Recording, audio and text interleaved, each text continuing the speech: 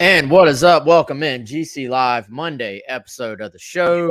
There he is, Clark, Wes Mitchell here. This is GC Live, Gamecock Central Live.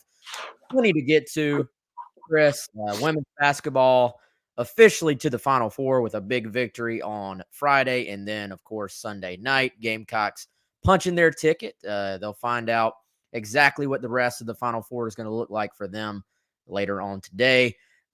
Spring football carries on as always. That's sort of the our I would say not a whole lot new there necessarily, but always something we can talk about and something we want to talk about in every single show. I would say recruiting rolls on.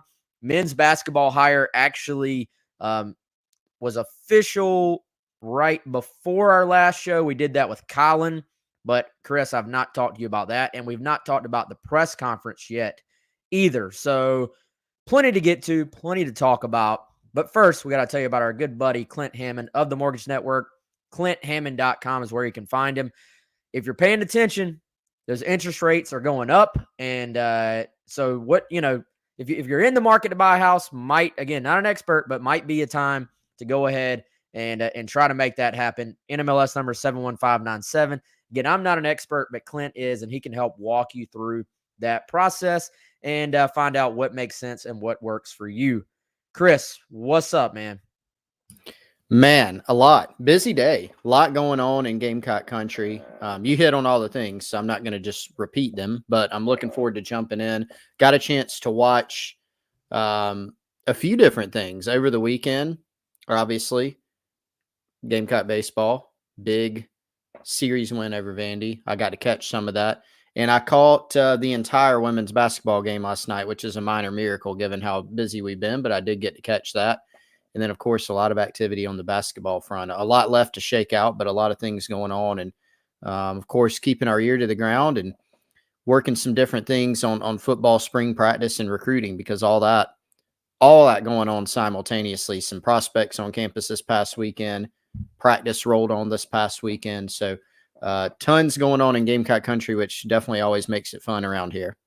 Wow, terrible host here, man, and just tells you how much is going on, and the fact there wasn't a Sunday baseball game. It feels like it was a week ago that series was over. But anytime you beat the number 4 team in the country, 2 out of 3, and it being Vanderbilt, just look, I would say recently one of the most consistent programs in the country in baseball.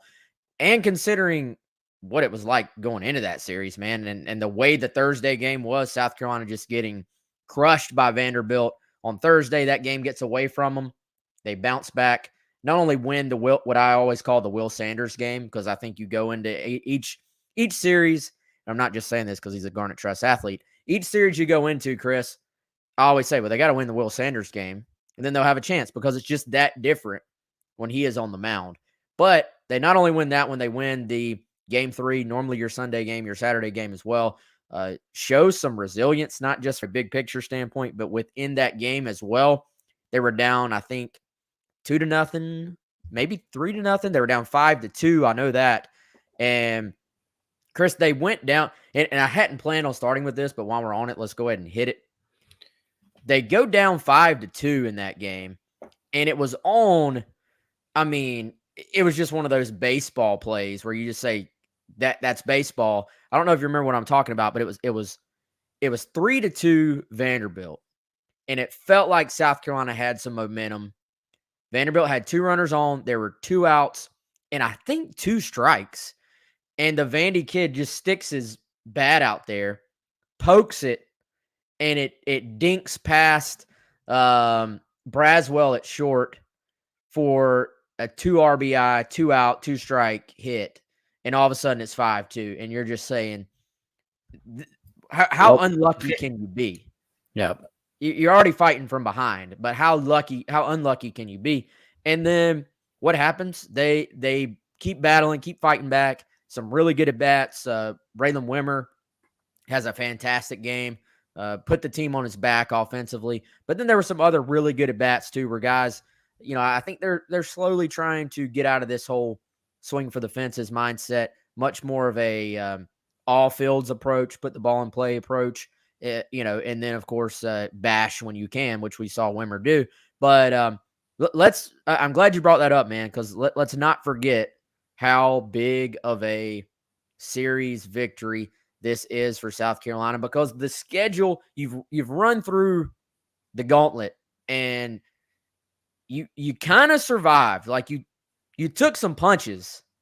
I'm not saying you're like you're not at 100%, right? But you survived to the end. Now it does let up a little bit. It never completely lets up, right? But it does let up a little bit. Yeah, and I mean, it's a tough team to figure out, and I think there was a lot of different emotions that I think Gamecock Nation kind of had and displayed after this weekend. It was, joy and happiness from beating Vanderbilt, number 4 team. There was almost a sense of relief, right, of winning a series, winning a game, even going back to Friday, winning a game, and then you go win the series. Also some frustration, some confusion of, how do you beat, at the time, number 1 Texas? What are they, number 2? They're still top 5, whatever. You beat those guys in the series. You beat Andy at home in a series, who's an excellent ball club, but you lose to the Citadel on a walk-off. You get swept by Clemson. You also look now that you're coming out of this gauntlet, which is what you called it, Wes. This is exactly, I think, what Mark Kingston called it. And you realize that we knew Tennessee was good, right? They may be amazing. They just swept Ole Miss, I think, on the road, right? Ole Miss was number 1, not any longer, because Tennessee just swept them. They are really, really good. Okay. So, and look, in baseball, you lose some series, maybe even get swept in some series. That doesn't mean this team's figured it out, because they clearly haven't. But being able to salvage a couple of series like they have in this stretch against really, really good opponents is important. And, it is still a long season.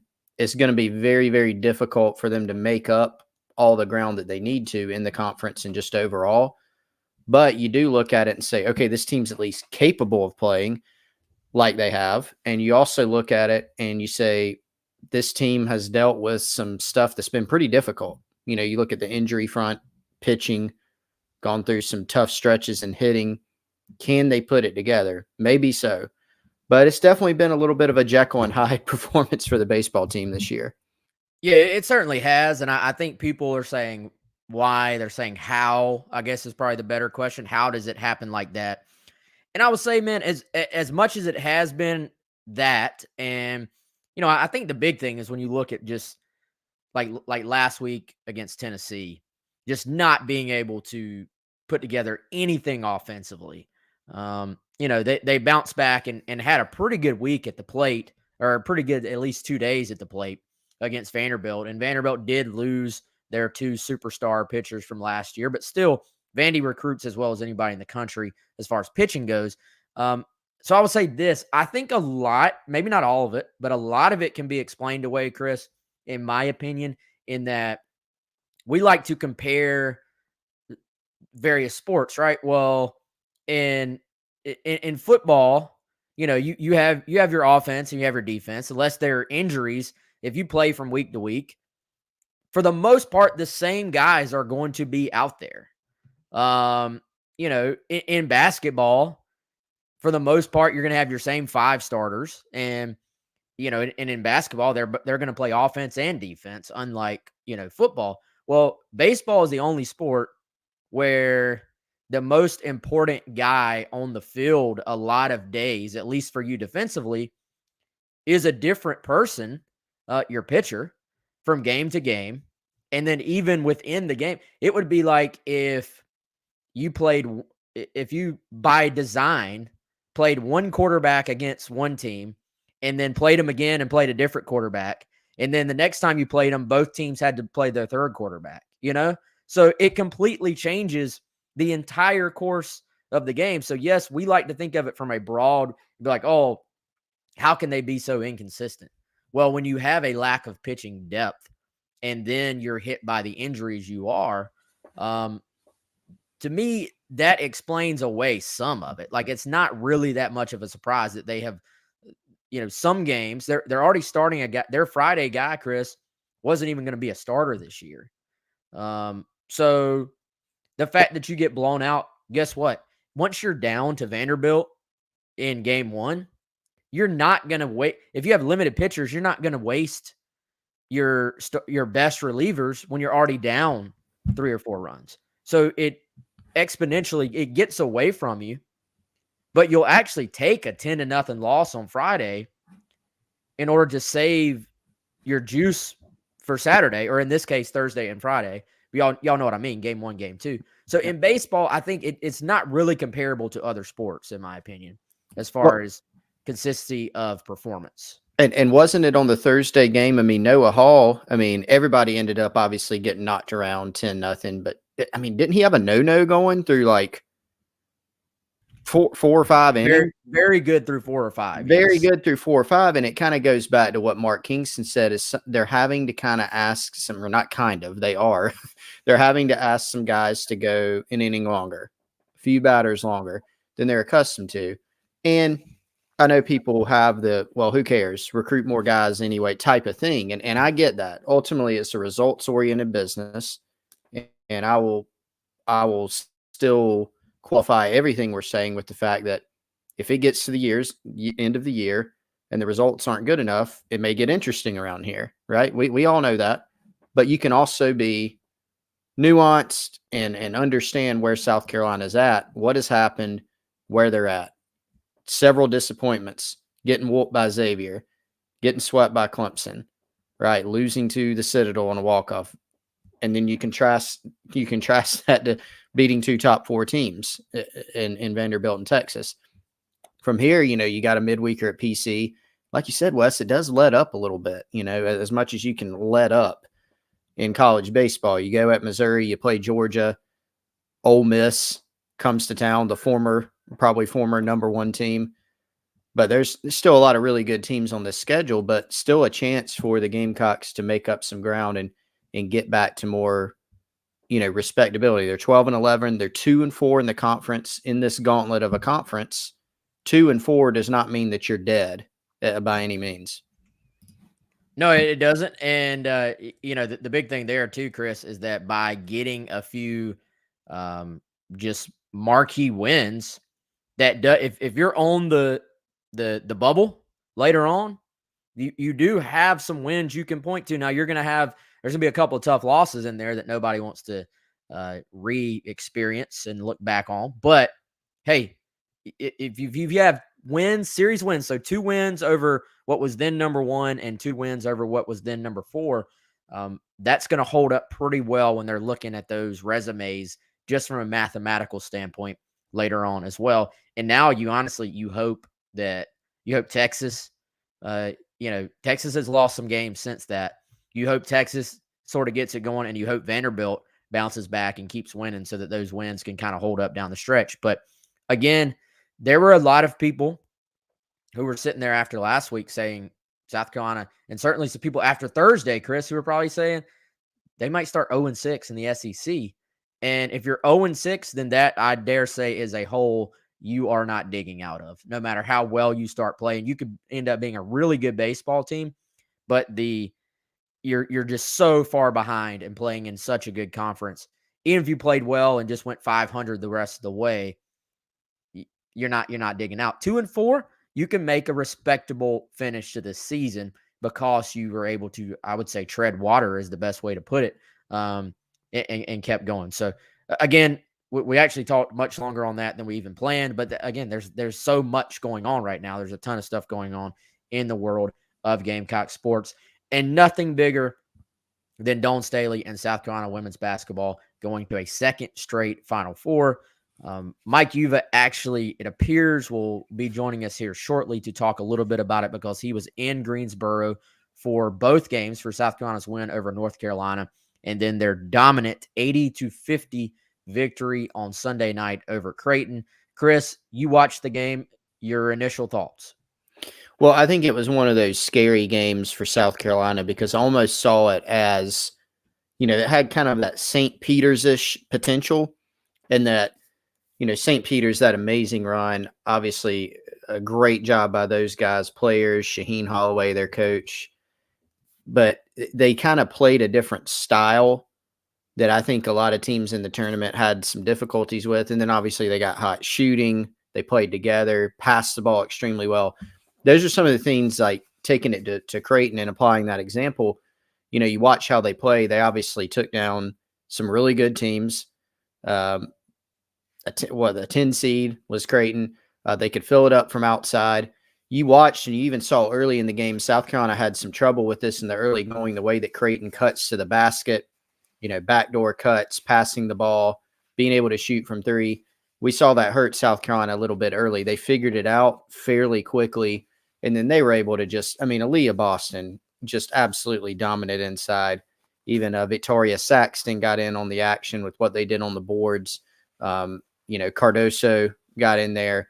And it was just too much to handle. Boston, even though the double-double streak finally ended, it was still, just the scoring performance, it was amazing. They would have 3-4 players on her, and she would either still score or South Carolina would be able to kick the ball out somewhere else, and they shot better, and they played really, really good defense on Creighton and prevented them from, hitting a lot of those outside shots. So just a really dominant performance and a team that seems to be playing its best basketball here at the end of the year, which they will definitely need coming up on the next game, and then the next game after that if they make it. Yeah, man, I thought if you're going to end a record double-double streak, this may have been the perfect time to end it, right? Like it, not that any Gamecock fan wanted it to end, but if you would ask Aaliyah Boston, hey, would you like to extend your streak or would you like to go to the Final Four? She's going to choose the Final Four 10 out of 10 times. So I think, as Tim points out here on Facebook, it does, it's sort of, in his comment is, I'm sort of glad the double-double streak is done, less pressure. There were times, and I get it, it's natural because especially before the tournament hit, Chris, South Carolina was blowing out teams. So whether or not she got the double-double was like more watched than the score. So it took on a mind of its own, I feel like. And it was something that's constantly being tracked. So now I think the fact they were up big, you take her out, which was 1,000% the correct decision. The last thing you do is get Aaliyah Boston hurt chasing a meaningless streak when you're up by 20-plus points late in a game before you go to the Final Four, right? So, yeah, the streak was awesome. It was amazing. It's going to be hard for anybody in the future for South Carolina, except for maybe Aaliyah Boston herself, to top. But it ends. You go to the Final Four. And it wasn't like it ended with an off performance, She still was incredible on Friday, put the team on her back, in the fourth quarter, certainly on Friday, in what was a tighter game. And then just the entire offense was ran around her. I think a big part of it, Chris, there were just less missed shots. South Carolina was having success. And the way Creighton spreads you out and shoots threes, there were going to be less opportunities for her down low to get rebounds from them. And then because Carolina's making shots, there's less opportunities for offensive boards as well, which ultimately is a good thing because we all know they've played some great defense, but had not been very good offensively leading up to the last couple of games. Yeah, and I totally missed. I tried to name, but for some reason I missed LA SC scout guy bringing up Leticia Omni here, and she played excellent as well, whether it's defensively or offensively. And it's a great point about the long rebounds and all that stuff. They did put Aaliyah back in the game late when they were up a good bit, and it was almost kind of like, let's see if she gets a rebound here in the next 30 seconds. No, okay, let's put her, right back on the bench. But it was no doubt a great performance. And Creighton, Creighton's game plan was clearly, we're going to crowd the paint and make South Carolina do something else. Well, that's a decent game plan, but South Carolina, not only did they do the something else, they also still gave it to Boston, and she said, you're not going to be able to stop me. You can put 3 people on me. It really doesn't matter. And the height advantage was so apparent. The height advantage for South Carolina, there were 2 and 3 people around Boston, but it was like they were just so far below her, quite literally, that there wasn't anything that could be done on their end. Let's go out now. We're going to bring in Gamecock Central's Mike Uva. He was on the scene there in Greensboro. Mike, first of all, give us your big picture takeaways from let's say both games in general. What did you think of South Carolina's weekend, and obviously a second straight Final Four appearance for Dawn Staley and her team? Well, I think the biggest thing was just the fact that they were able to get that confidence in their offense again, right? I mean, I think more than anything, it goes back to when you're probably even playing youth basketball, just being able to physically see the ball go through the rim. And I think they needed to be able to see that, especially after what we saw against Miami. They needed to be able to get the offense going. It's not that these players don't know how to score. It's just that they were in a little bit of a funk. But on the flip side of that, what they've been able to do defensively, it's one of the greatest performances that we've seen leading up to a Final Four. I believe it's right behind UConn. I'll pull the stat up just to make sure because, as you boys know, it was a late night last night, getting in around 4:30. So this is actually the fewest points allowed by a defense heading into the Final Four since UConn did it, when they allowed 40.3 points a game. South Carolina right now is allowing 41.3. So they're pretty much right there. And it just goes to show you what they've been able to do from a defensive standpoint and how consistent they have been. They allowed about just over 51 points a game in the regular season. So they've cranked it up a notch. We've heard the cliche line. I mean, you can say it in any sport, really, right? Defense wins championships. But what we're seeing from this team right now, and especially what we saw last night against Creighton, is that they are all buckling down. It's not just one player. It's not just Aaliyah Boston. It's the role players as well. It's a player like Bree Beal, and what she's been able to do from a defensive standpoint, creating turnovers, just being, causing that chaos on the top of the key. So this team has really embraced their roles all season long, and I think you're seeing it right now. But I think that's the biggest thing, is just seeing that you had players step up last night. I mentioned Beal.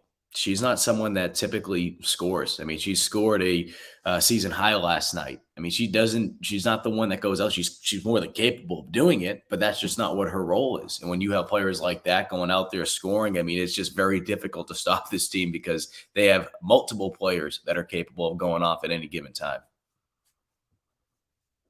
Mike, that's what I was going to go to next. Offensively, I think coming out of the first couple games of the NCAA tournament for this Gamecock women's team, it was their defense is incredible, right? As you said, that's continued obviously through the Creighton game, but it was okay, but can they score enough, not just to get to the Sweet 16, the Elite Eight, to go the distance?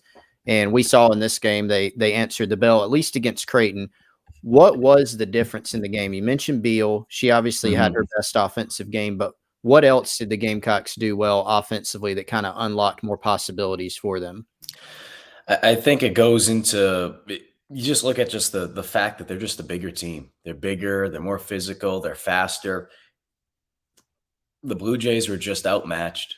Cinderella, they midnight struck and their little cart turned into a pumpkin, using all these cheesy lines that we always say with March Madness and Cinderella and the glass slipper, but it's the truth. I mean, what they were able to accomplish to get to that point goes to show you that they are a good team. They're a very good shooting team, but the problem is they just ran into a physical machine in South Carolina. So I think more than anything, we saw what South Carolina wants to do, what their bread and butter is, which is being able to play inside out.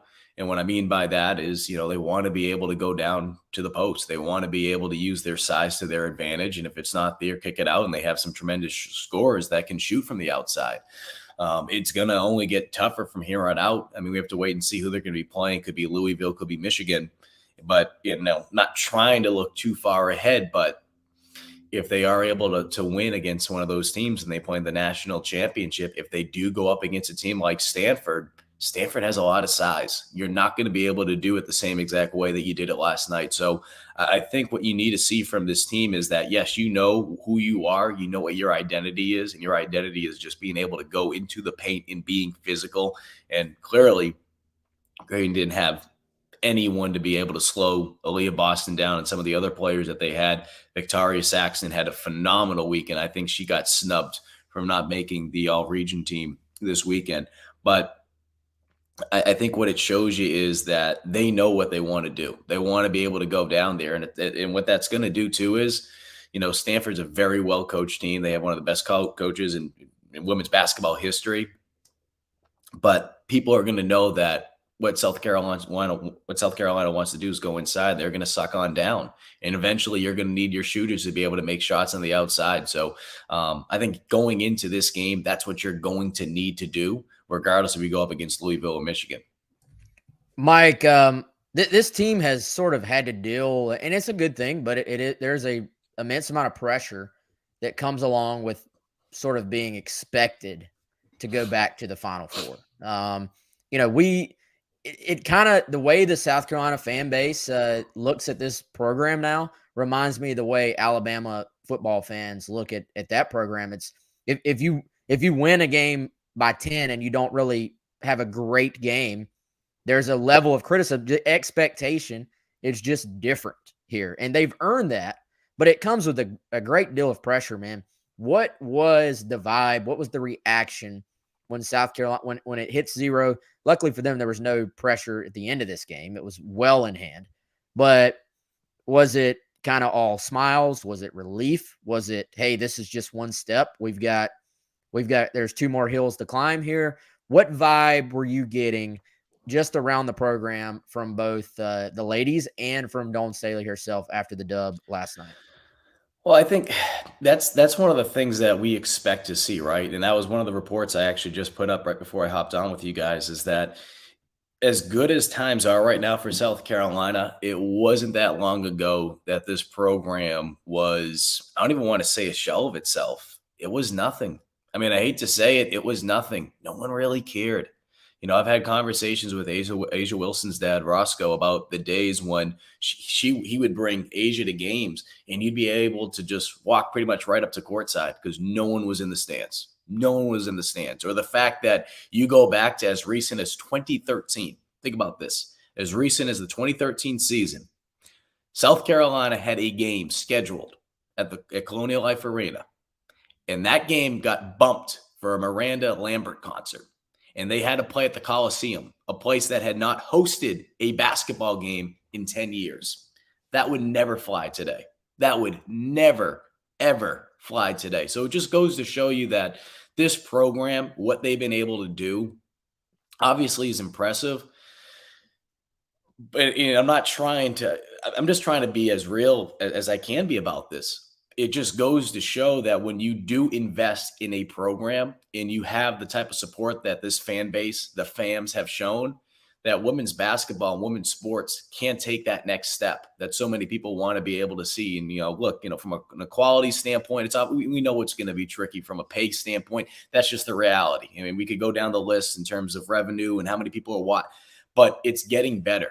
It's getting better. And what you're seeing here in South Carolina is so freaking impressive. But like I said, to see how far this program has come, to see how far they have come just in a short period of time. I mean, you're talking about a program that their first Final Four appearance was only back in 2015. This is their 4th time they've been able to do that. And of the 4, this is the first time in program history that they've gone back to back. So I just think it shows you that, as good as South Carolina is, obviously it hasn't been this way for a long time, even though at times it probably feels that way.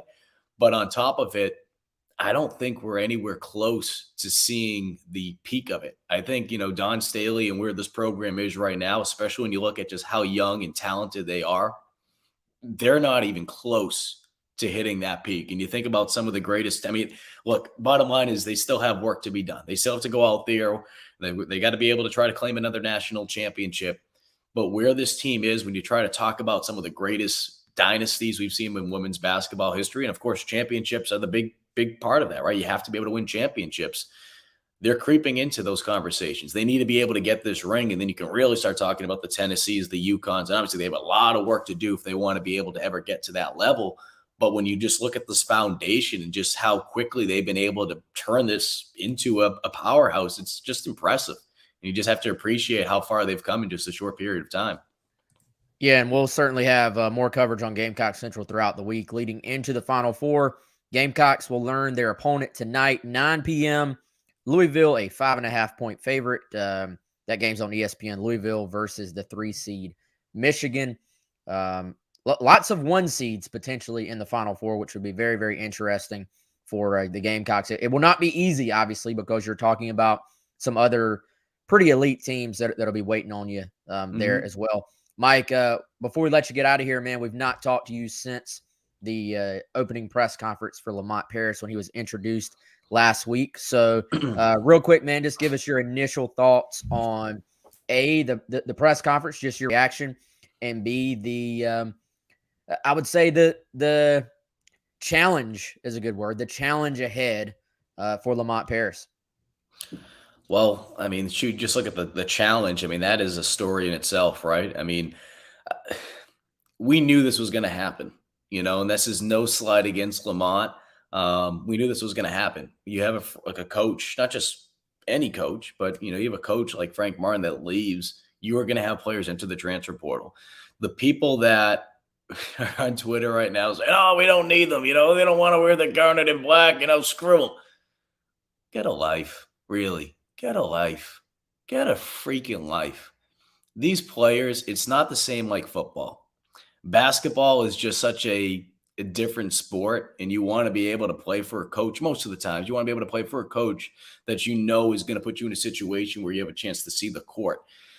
That's not to say Lamont would have given these players a fair shot at it, but, it's a new era. That's just the reality of it. So I think it's comical to think that some people were living under a rock to believe that players weren't going to enter the transfer portal, not just a couple players, but a decent amount. I mean, right now you're looking at six players. It doesn't even matter who's a walk-on and this 6 players. You have to fill those spots for next year on top of the guys that are already graduated too.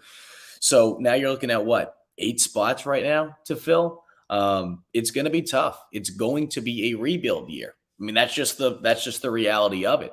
As far as what I thought about Paris's press conference the other day, I'm not one of these guys that get, rah, they won the press conference. I think that is one of the stupidest lines in sports. Oh, he won the press conference. That's great. How many national championships have coaches won because they won a press conference? Like, get out of here with that crap. It was good though. What he said and what he showed, the biggest thing that I did take away was this. His personality, you can see why he can be very good when it comes to recruiting. He's just authentic. And you talk to people that know him, and it really showed the way that he came across in his press conference last week. So I think more than anything, this is a guy that understands that he is coming into a situation where it's going to be an uphill battle, but he's going to be true to himself. He's going to be relentless when it comes to recruiting in the transfer portal. And I think that's what a lot of fans wanted to see, right? I mean, they wanted to see that fresh face, but they wanted to see someone that can be a dog when it comes to recruiting and taking advantage of the portal. And of course, he had success at Chattanooga and what they were able to do last season with over, I believe, about just under half a dozen or just over a half a dozen of transfer players that came into Chattanooga and what they were able to accomplish last season. So it's going to take time. But I can definitely see this guy being someone that can win over some of the AAU coaches in the area, be able to build those relationships up, be able to keep some of that local talent here. But it's going to take time. And Dawn Staley said it just the other day after Friday night's game. She's like, Gamecock fans, you are patient. I'm, paraphrasing here. They're passionate people, but they need to be patient. They need to be patient, and especially for a guy like Lamont Paris, because it's just not going to happen overnight. It's just not. And if it does happen overnight, fantastic. Let's have 2 parades then. I mean, but it's not going to happen that way most likely. You need to be able to get guys in here that are going to be your own and be able to develop that talent and be able to develop those relationships within this community. And I think that's something that he understands and he's going to get to work on right away. Mike, good stuff as always, man. We'll let you get back to it. We appreciate the time, man. We'll talk to you soon, okay? Appreciate it, guys. Have a good one. Yeah, there's Mike Uva, GamecockCentral.com. Go check out all of his videos from the Sweet 16 on GamecockCentral.com. He just posted another one. I've not had a chance to go check it out yet, but you can go do that right now on the front page of Gamecock Central and on the Insiders Forum. Chris, I understand you got a stat for us. Is that right? You got a stat. Is this a Gamecock Russ stat of the day?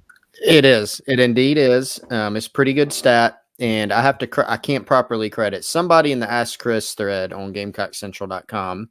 Shameless plug. Asked me today where Aaliyah Boston's record ranked, not just in the SEC, right, but nationally. Wes, putting you on the spot. Any guesses, or have you already seen this? I have not. Okay. Any guesses on what the record is for consecutive double-doubles in women's basketball? Just historically, what would be the number? Okay, first of all, I'm gonna admit that I don't know something that I should know. But again, I don't directly cover women's basketball for us. What was Aaliyah's final number? Was it 27, 28? Somebody Okay, can so you correct don't know me in the either. comments. But, It was somewhere around there. You needed some let kind me of first reference all point. Right? show you. We still have this bad boy. Very nice. We need a song for this. Gamecock Russ needs to record a song for it, like on Dan Patrick. The people listening on the audio version are like, what are these idiots talking about? But those on the video version can see we still have our old graphic with our buddy Russ. Stat of the week, I guess, actually. But so Chris, I'm going to throw a guess out there. And I'll admit I've cheated a little bit because I remember somebody telling me a long time ago when the streak really got going. And it was a number that was insane. So I think the real number or the actual record, so you're saying all-time record for any women's basketball player, consecutive double-doubles. That's right. Is like 97. That's actually a pretty good guess.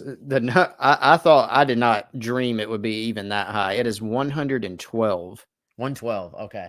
And it was pretty recent. Courtney Paris, no relation that I know of to Lamont Paris, from Oklahoma in 2005 to 2009.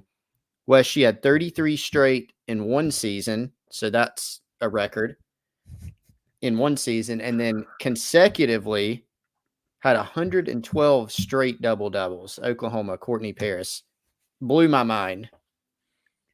It blew my mind when you said the numbers 2005 to 2009. Yeah. You know what I mean? Like, and I expected it to be somebody that went to a smaller school, smaller conference, and just probably was completely under the radar. Maybe they grew 5 inches in a year or something, and was just wrecking shop before people transferred. Yeah. But to do it at Oklahoma. That is insane. Yeah, Craig, you just missed. Craig's guess was 31. If I hadn't have known before, I would have maybe guessed 50, maybe 60. Maybe somebody, again, in a small conference had done it, but triple digits? Come on, man. And here's some more. We're not going to make this into an Oklahoma or Courtney Paris show. I saw something else. She's actually an assistant at Oklahoma, by the way. She was a 7th overall pick and played from 2009 to 2020 in the WNBA. And so she had a long professional career. But she is, at one point, I don't know if this is still in existence or still the case, but she was the only player in NCAA history to have 700 points, 500 rebounds, and 100 blocks in a season. So she has a bunch of records. I mean, and I did not realize that, but 112 double-doubles in a row is completely absurd. So that just blew my mind. Yeah, that's insane, man. Speaking of big numbers and insane things, have you done your taxes yet, Chris? I still have not. And I feel like every day my taxiety gets worse, I got to say. Every passing day. Do you know who can fix that? Who can handle that for you? It is our buddy Larry and the Liberty Tax team here in the Midlands area will let you overcome your tax ID. 803-462-5576. I mean, I'm not even gonna lie, Chris. I'm kind of proud of that transition. Like that might be one of the best segues we've ever had here on the show. The tax team at Liberty Tax locations in Irmo, Lexington, and Columbia. They're at 1123 South Lake Drive in Lexington, 7467 St. Andrews Road in Irmo, Then 551 St. Andrews Road in Columbia, locally owned and operated, virtual income tax prep, in-person tax prep, and they're open late and on weekends for people like Chris and myself who have not yet done their taxes and need to get them done. So, yeah, check them out, 803-462-5576. Again, 803-462-5576. They say if you're listening to the radio or doing something on audio that you have to hear the number like 10 times before you remember it. So 803-462-5576. Give them a call. Chris, we haven't talked about men's basketball. Great, Mike gave some great thoughts there. 5 guys now in the transfer portal that were scholarship guys. I guess technically it's now 6 because a walk-on has entered the portal now too. By the time you hear this, there may be another, is the way this has gone so far. But I got to say, man, if you're going to make the move, if you're going to go away from Frank, if you're going to say, hey, we're firing this guy or bringing somebody else in, if we're saying, hey, we're going to do this, it's time. Get rid of Frank, fire Frank. Frank's done. I'm done with Frank. Guess what? This is modern sports. This is what you're dealing with. When you say it's time to move on from Frank Martin, you're dealing with the repercussions, right? Mm-hmm. And if you didn't expect there to be transfers, if you didn't expect there to be a lot of transfers, you were living up there in the clouds somewhere. Because I think when you make a move like this, man, this is the result. Like it was always going to be fairly hard for Lamont Paris, and it has nothing to do with him. Don't mistake what I'm saying. I think it has nothing to do with Paris. It has everything to do with Frank Martin being a big personality, being a unique personality, and being a situation where a lot of these guys didn't just choose South Carolina to, quote, play at South Carolina. They chose to play for Frank Martin. They did. And I think, look back at last year, after a very difficult year at South Carolina, Frank Martin had, what did it end up being? 7 transfers. I mean, it's like 7 transfers last year. Like most of the team. Yeah, it was most of the team. And so they have a bunch go out and they bring a bunch in. They bring in a freshman class like Devin Carter. And so to a degree, man, you expect transfers anyway. Even if things are going very well in your program, you'll have transfers. If things are going so-so, you're probably going to have more.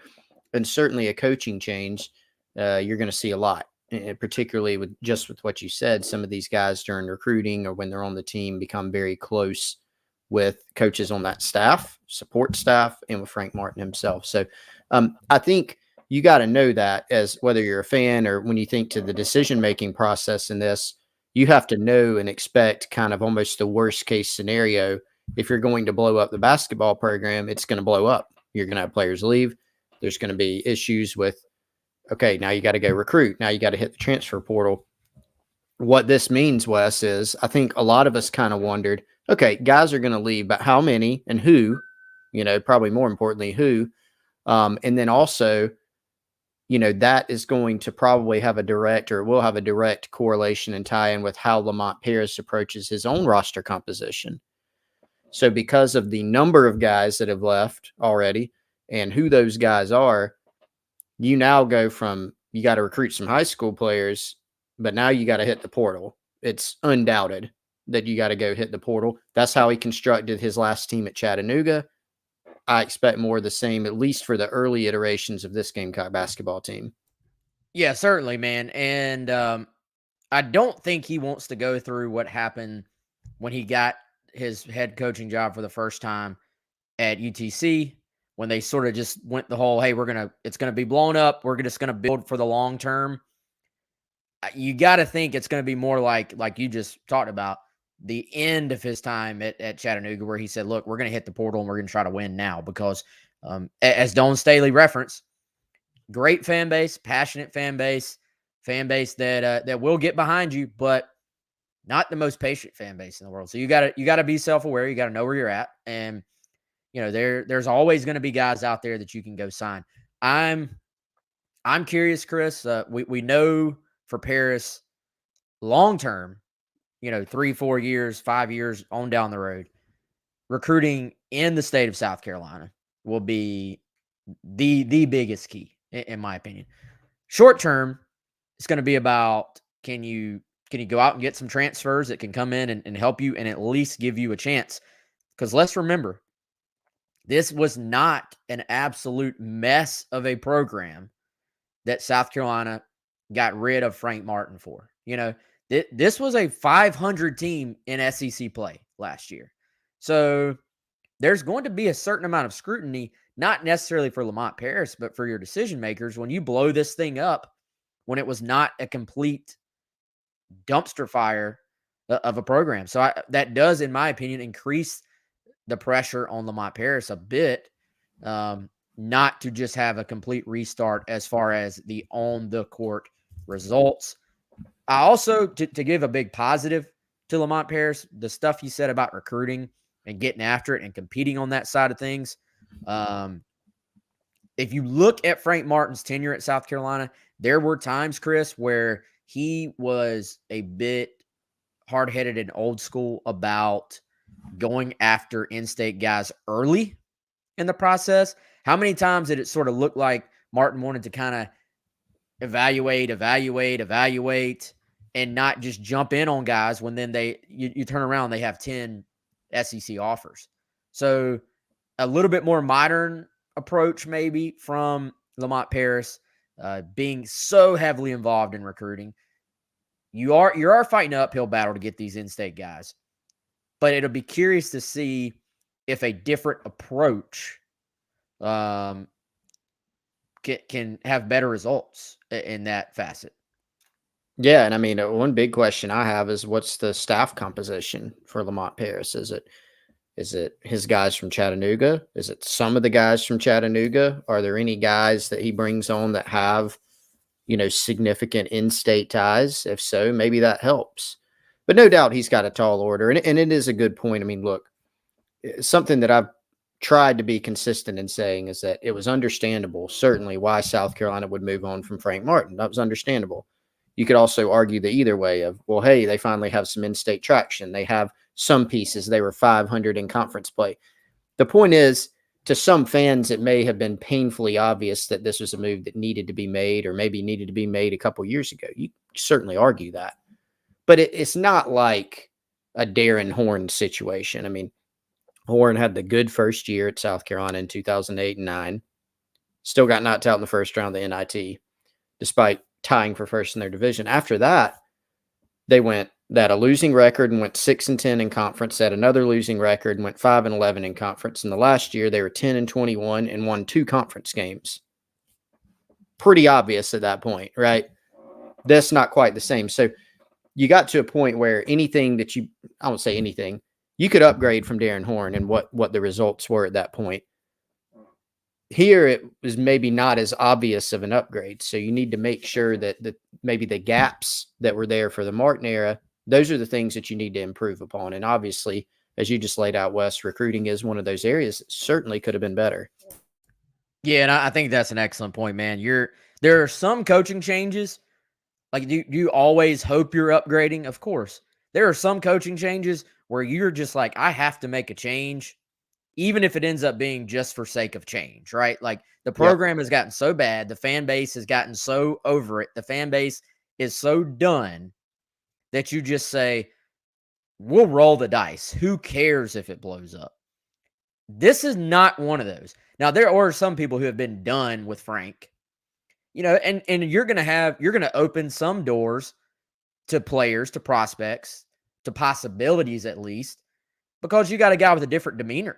Let's be honest. Did the way Frank Martin carried himself on the court, whether you thought that was completely overblown or whether you thought that was the worst thing you've ever seen in your entire life, there are some people that wanted to be coached like that. There are some people that absolutely did not. So it's a completely different deal as far as recruiting. The other side is Lamont Paris doesn't have near as big of a name in basketball, in the basketball communities, as Frank Martin. You took Frank Martin from a Power 5 school, a place where he had done very well at Kansas State.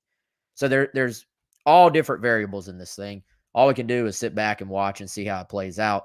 Chris, we're almost at the hour mark, and I even put it in our header that we were going to talk about South Carolina football today. So at some point, we do need to talk about some South Carolina football. Shane Beamer will speak again on Tuesday. That's tomorrow if you're watching this live afternoon, just to update how things are going as far as spring practice goes. You had some notes on in your insiders report on Gamecock Central today as well, and I'll give you the floor, man. What do you think people need to know? What do you think is the latest people would want to know about South Carolina's spring football practice so far as we inch closer? Let's see. This Saturday is what, April 2nd? So this Saturday would be the 2-week mark leading up to the Garnet Black spring game.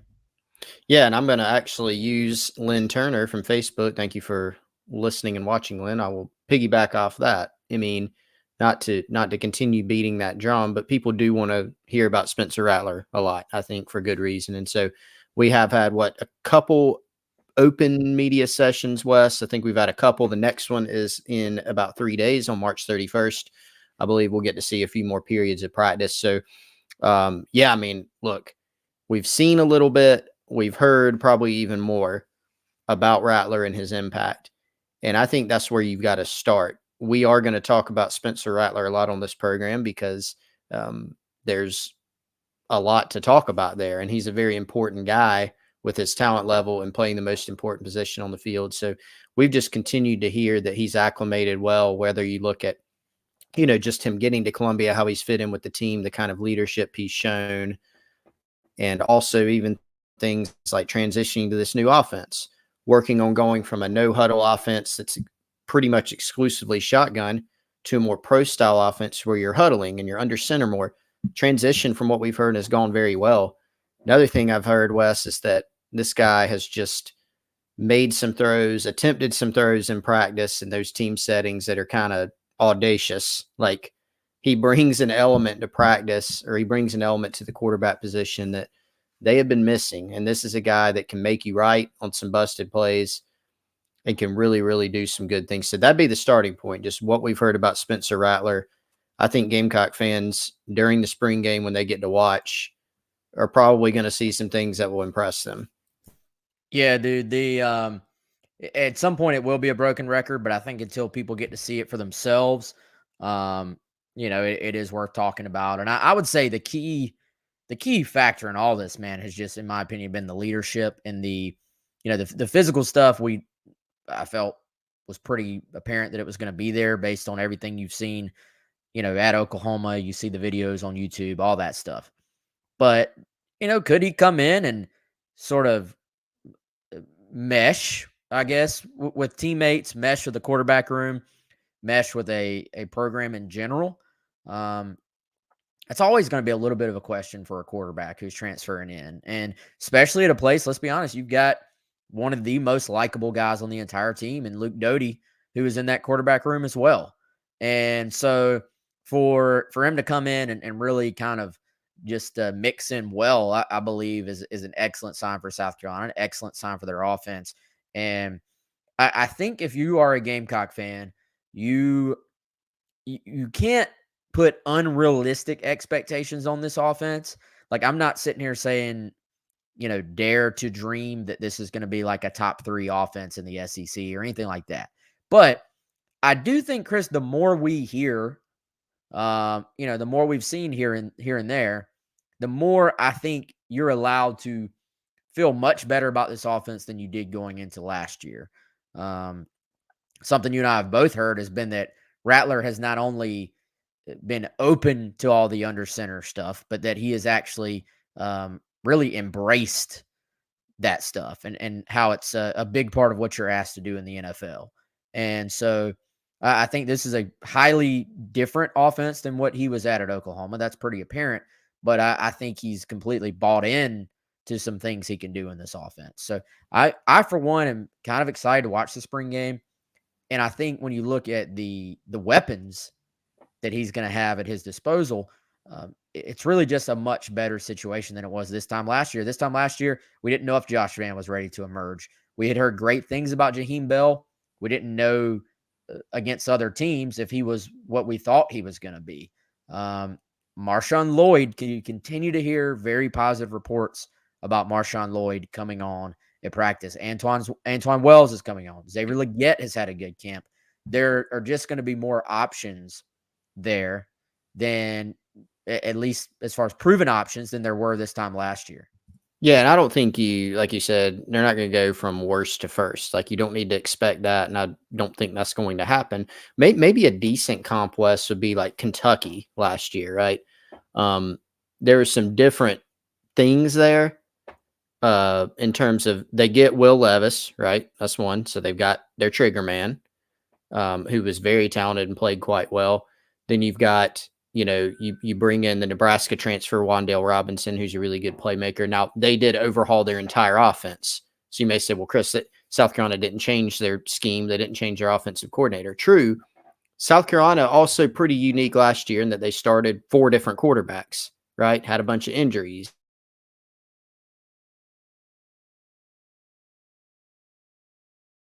You're muted, Chris. I was muted the entire time. Wow. No.